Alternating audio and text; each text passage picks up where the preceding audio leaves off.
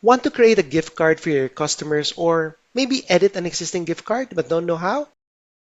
I'm Poch from Intention Creative, the industry's leading liquor store niche marketing agency.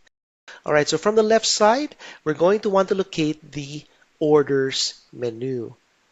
And from the orders menu, you're going to want to go down and click on gift cards. Now, on the gift cards menu, you will see all the gift cards you currently have. So you can actually create a new one by clicking the plus sign here on the top right and then putting in the needed details. So you can have two types. You can have one that's fixed price or one that is custom priced.